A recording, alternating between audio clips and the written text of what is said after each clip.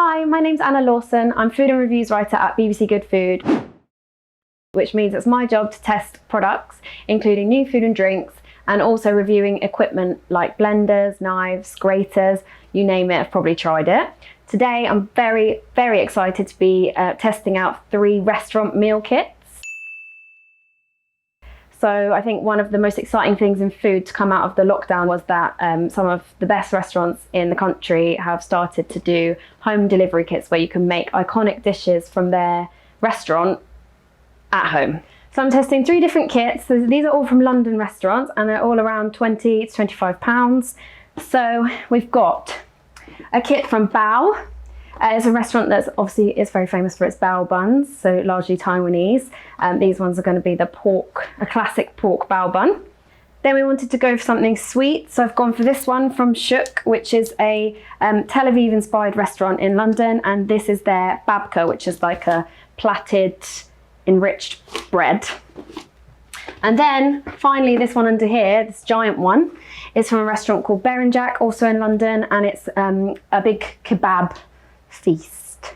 So now I'm going to test the bao kit. Very excited about this one. I have been to the restaurant and did find it delicious, but never thought I would make them at home.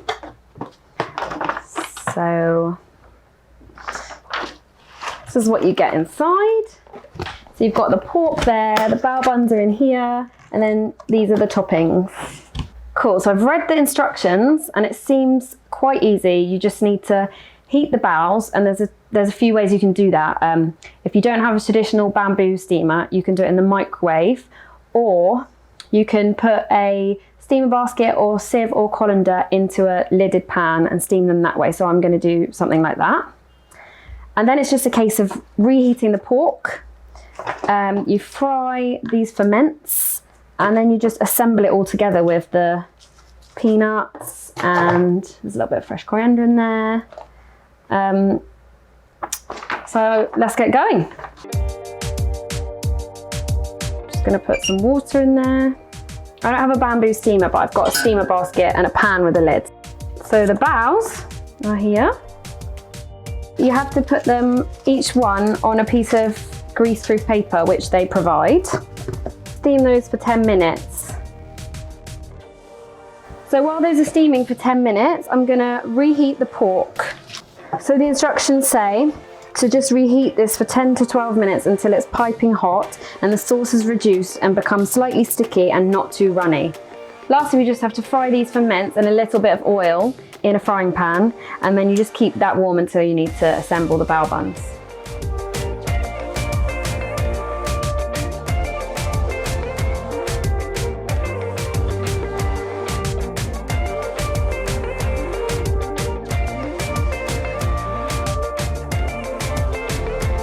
So I've got everything here ready. I've only done 4 bao buns because my steamer basket was too small, but it does make 6. So we get the buns, and they're really, really nice and soft and squidgy and light. And then it's a case of getting some of that nice braised pork into there. Oh, that looks really good. Smells delicious too. And then you want the fermented greens. I'm probably filling this a bit too much actually, especially as I'm gonna have to eat it. Then you want the coriander next, sorry. So just put on like that. That'll do. And then a sprinkling of peanut powder. So this is just crushed up peanuts. Oh, it looks so good. So that is your classic pork bao. And I'm really excited to eat it. Really, really nice soft bao bun. That's really good. It's delicious. The meat's really, really delicious. Very tender meat, really nice peanut powder, really, really soft, light bao bun. I just want to carry on now. Okay, that's one of the best meal kits that I've actually done. Really, really easy and quick to put together and absolutely delicious. So I really, really highly rate that. Thanks, Bao. Okay, so the next one I'm gonna do is from Jack, and it's a kebab kit. This one, they do a huge feast for I think £45, but this one is a 2-person kebab set for £25. So,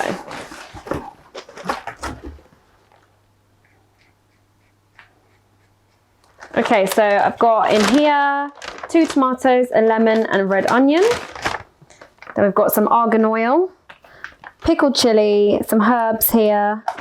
Okay, so as well as all the food, it also comes with the all-important kebab skewers.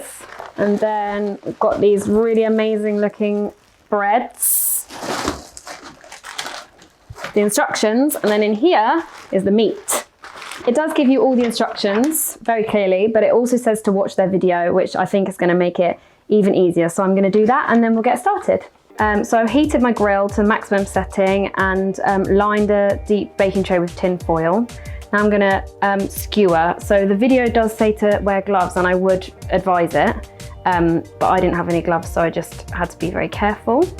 So you skewer the chicken first onto the 2 thinner skewers. So for the other meat, you form a sausage shape. You should wet your hands in a bowl. It's really, really worthwhile watching the video because he shows how to mold it onto the skewer and then shape it.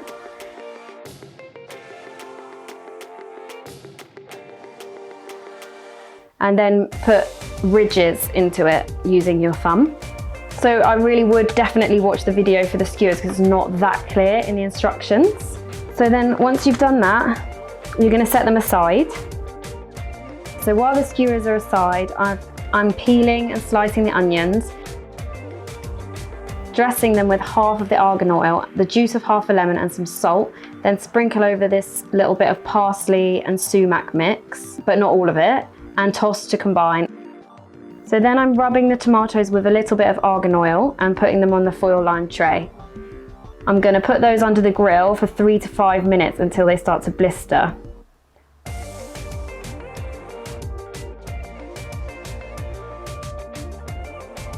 After that, I'm putting the chicken skewers on next to the tomatoes and I'm gonna put those under the grill for 6 minutes without turning them. So the chicken's been cooking for 6 minutes without turning. Now I'm gonna put the kubida on and put it under the grill with the chicken and cook it for another 6 minutes. But that one I'm gonna turn in a couple of minutes. And I could baste it with melted butter or ghee, but I haven't done.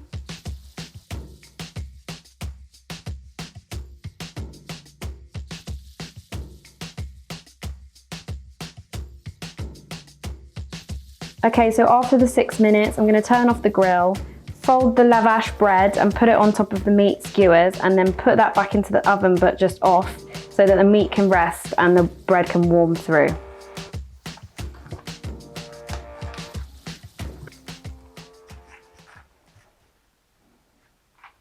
Oh, that looks good, doesn't it? Very professional.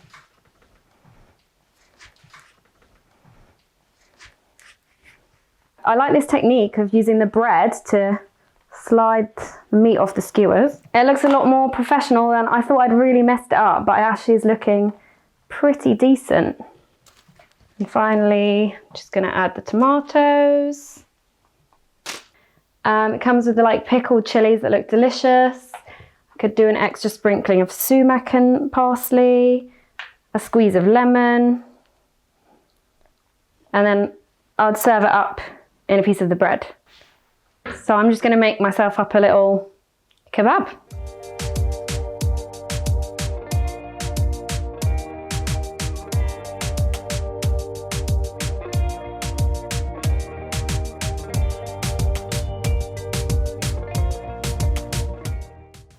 The chicken's good.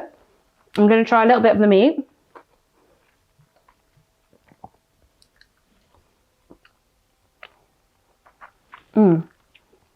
Really soft, but with a nice charred outside. And you can taste the spicing. There is quite a lot of heat coming from it actually. Really nice bread. Love this yogurt dip with all the sumac.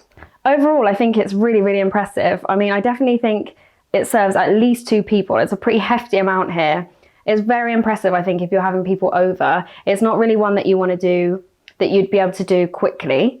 I'd say you have to have a little bit of confidence in the kitchen, especially when you're making these kebabs, to skewer the meat properly and to get it into the shape. These are really easy to put together. Obviously the bread is just serving and the tomatoes you just grill, but the meat skewering is a little bit complicated. But other than that, I am really, really impressed with this. So now I'm moving on to the babka. See what it comes with. I think you can order to get a single one or a double, but I've just gone for the single for £20. So we've got the dough itself, dark chocolate and cookie crumbs, chocolate and hazelnut spread, some plain flour, some vanilla syrup, got the loaf tin to bake it in, just a card one, and then we've got the instructions. Okay, so I've washed my hands, I've got my apron on, and I'm going to get going. So the first step is to roll out the dough on a floured surface. Okay, it's a very sticky dough. Just going to put a bit of flour in it because it's really sticky.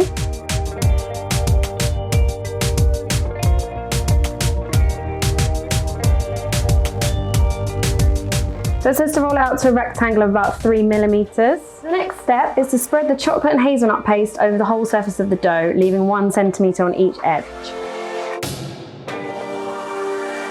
So I've got my dark chocolate and cookie crumbs.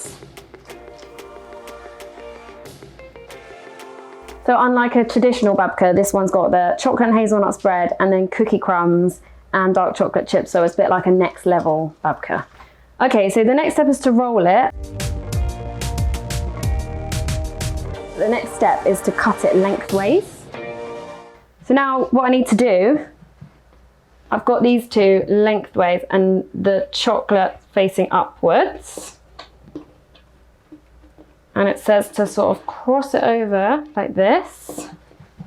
And then you twist up here and then down here.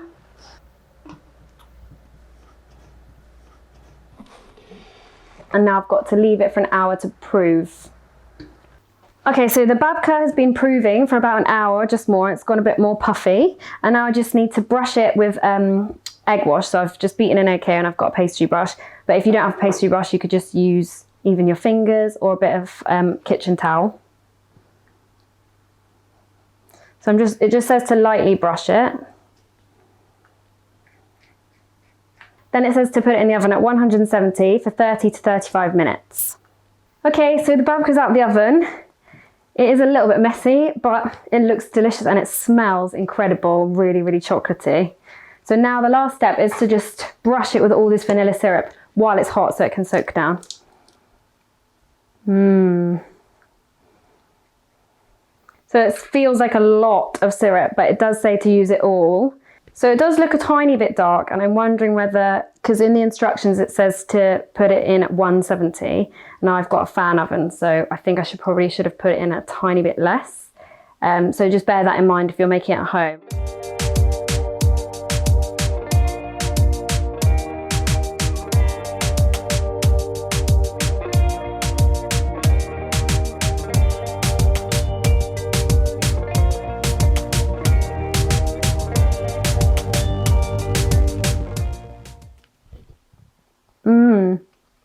It's really good warm.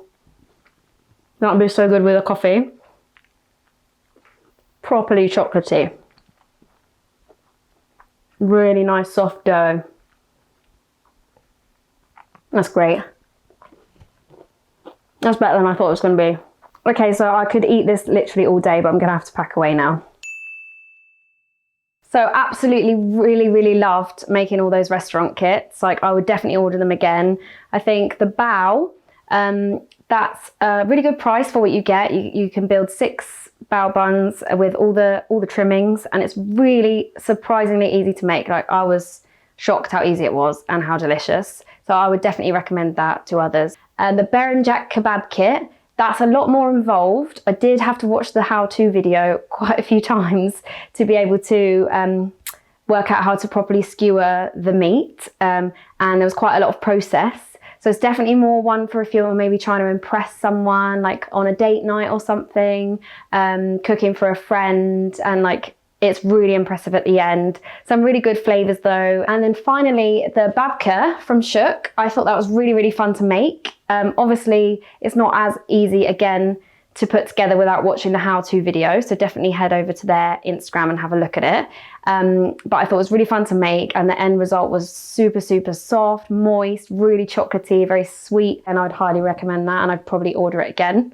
Really, really hard to pick an actual favorite, but as I say, probably the easiest to do is bao.